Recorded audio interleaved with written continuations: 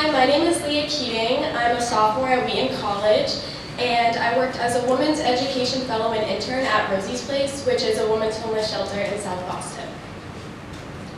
To be quite honest, I never really pictured myself going into education as I didn't think I would like it. But then I worked at Rosie's Place.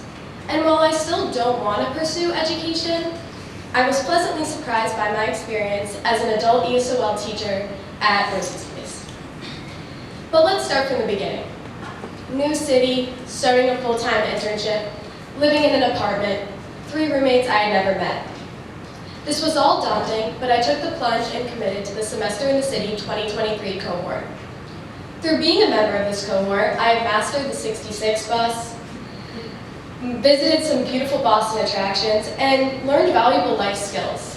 But interning at Rosie's Place showed me the barriers that many face. I was helping a guest with general job search outside of Boston.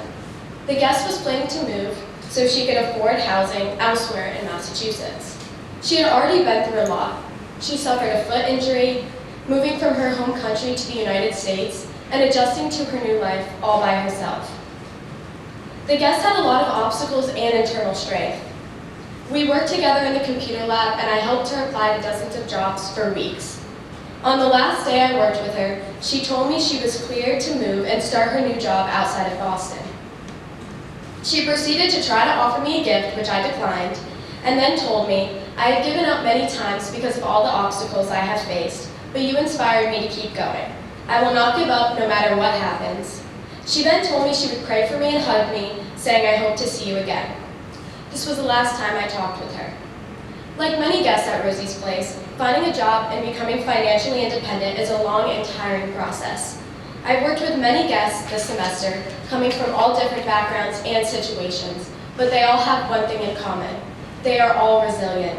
Some days are harder than others, but I always see them back knocking on the computer lab door. Thank you, Rosie's Place. I'm beyond appreciative that I got a chance to work for you.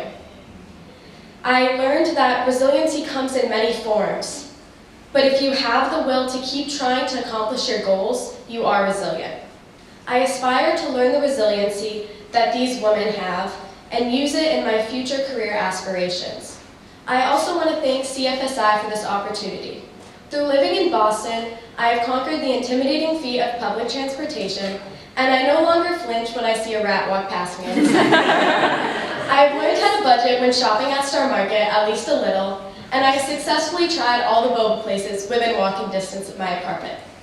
What I'm trying to say is that I'm so grateful for this experience in its entirety and everything from which I gained from this experience. Some pretty great memories, stories from some of the most resilient women I've ever met, and 3 very special roommates. Thank you, Semester in the City.